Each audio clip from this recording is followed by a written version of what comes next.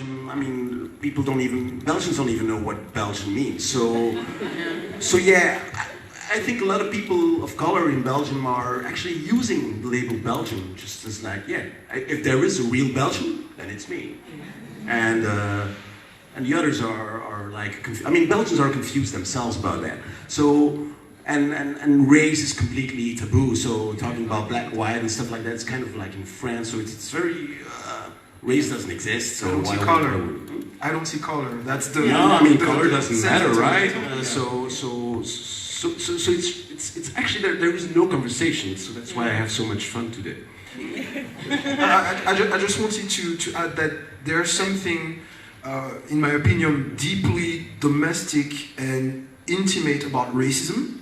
Because if I want to say something that is going to hurt you, something racist, it means we need to have common references. If I call you a name that has some historical relevance in our country because you're black and that black person was famous and I called you that, if you're not from here, you don't care. That's just a nickname and you don't really mind. So in a way, if you understand my racism, it means that we have something in common. It's beautiful. And I do want to add to that. That that's absolutely true. Is we're all fighting the same battle, but from different experiences. So the first time I encountered racism, I didn't even know. It just flew off my back because I didn't get the cultural references. And so, I mean, over time, of course, I've evolved, I've grown, you know, my views have changed, but that's kind of at me to that point that what you don't know, once you don't know it, I mean, it's up to you to now learn it, and that's what I've done, you know, over the years. But at that time, and even now, some of it just rolls off the back because I didn't have that cultural reference. But now I know. So I just wanted to add to that. Can I ask? Yeah, you can. Yes. At what stage do you think, okay, you know, that point of balance between fighting racism or actually not ignoring it, but just getting on with your life? How do you... Oh, you mean me? Is that a question for me? So, and I think I was talking about this earlier, that a friend of mine said a really kind of great quote, and I'll share it with you. He said, just because all of us aren't burning down the plantation up front doesn't mean there aren't a bunch of us trying to pick the lock in the back, you know, trying to get people out. And that's why I said there are many ways to fight the same battle with different experiences. I fight it every day in Sweden. My kids are Afro-Swedes.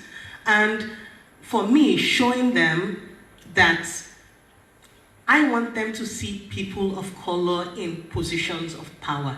And so that's my fight in Sweden, is they need to see people like them, because otherwise they're going to feel like those are spaces they can't be in.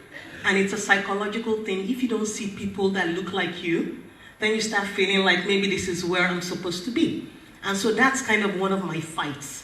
That's actually also my fight as a travel writer, not just focusing on the black experience writing as an African travel writer, but saying I should be able to write on a mainstream level and it's fine and you shouldn't bat an eyelid. That's what I'm trying to get, is it should be okay at the mainstream level and people don't have to feel like, oh, question. And so that's kind of the spaces I'm trying to open up in my own community and in Sweden and for my kids.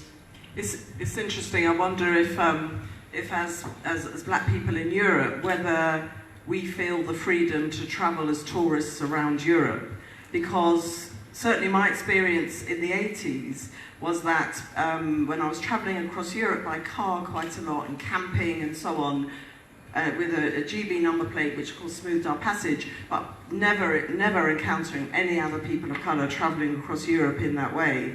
And people of colour would always go on holiday, or tended to go on holiday, back to their parents' homeland or the place where they had been raised. So I'm interested to know whether we feel that we have ownership to travel across Europe, or whether we're even interested in travelling across Europe as people, or whether I mean, I tend to look for more exotic destinations, to be honest, and I travel across Europe for work, but not otherwise. So, yeah. Yeah, I think that's an interesting thing, because I see also a lot online on forums, black people being concerned of how it's going to be if I go to Albania, or how it's going to be if I go to Poland. Poland is one of the places I experienced the most terrible racist stuff ever, although I met nice Polish people too. So people are really concerned about that, and I think there is some kind of anguish to do that. It's kind of safer to go to Cuba. Okay, sorry. No. I think it's. Do you think we need to overcome that psychological fear, of the physical fear, I mean, sometimes I know my Black British friends, for example, we want to travel to Eastern Europe, and there's always that fear of being harmed, But I think, it might happen or it might not happen. But there's that psychological fear that we need to overcome. And I think it's important that we challenge ourselves, and we go to those spaces and we travel and we, I always remember Selma, who sat on the bus, for example. And she is my metaphor. Like when I go to outside Brussels, I don't know what's going to happen to me, but I always think of her and I think like, okay, she's done that, and I think I'm going to be able to do that, And so it's stages of fears that we need to overcome before. I think it's also about whether you travel with white people or not. That makes a difference, doesn't it? Whether you're a black person traveling with a white person or white people, or even with a mixed family, or whether you're a group of black men traveling together. And I just want to add, because a lot of my travel has been solo, and I traveled a lot on my Nigerian passport, and I have never been pulled aside as much in my life. One was either I was carrying drugs, or I was a prostitute because I had so many visas. And it would have been very easy for me, and this was many years, I've been doing this for a while now, it would have been very easy for me to be dejected after the first time, after the 100th time they pulled me aside. But I write that my passport stubbornly wedged itself when doors were being closed. And that's kind of what has kind of built that empathy as a travel writer and kept me going. It's finally finding, pulling within yourself to push over that hump so you can start seeing more of the world. Because it's very easy to say, what, screw this. I don't want to see your country. I've had experiences in Poland as well, but I think you're formidable, actually, to be travelling as you do with the Nigerian passport. Now I do have an EU passport, but then I was... Jessica, you wanted to say something, and... No, I was thinking about your questions.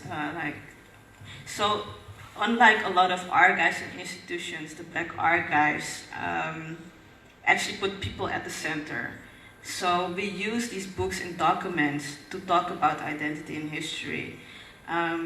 If you look into identity construction, your identity is often rooted in history, but if you're often told that you have no history, or your history is actually embedded in dehumanization, it does a lot. It's actually devastating to your identity construction. So the Black Archives has become this space, this healing space, to talk about the issues that you're facing. So it becomes, like I said, a healing space, but also beyond race, that we can speak about stuff without being part of that white gaze constantly.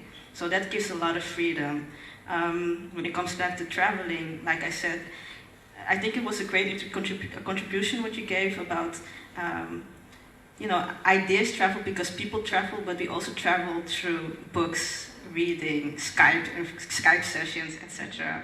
And that is also part of the Black Archives, also having the discussions about what does it mean to be Black and Dutch, what does it mean to be Black and German, what does it mean to be Black and also from Italian descent, etc.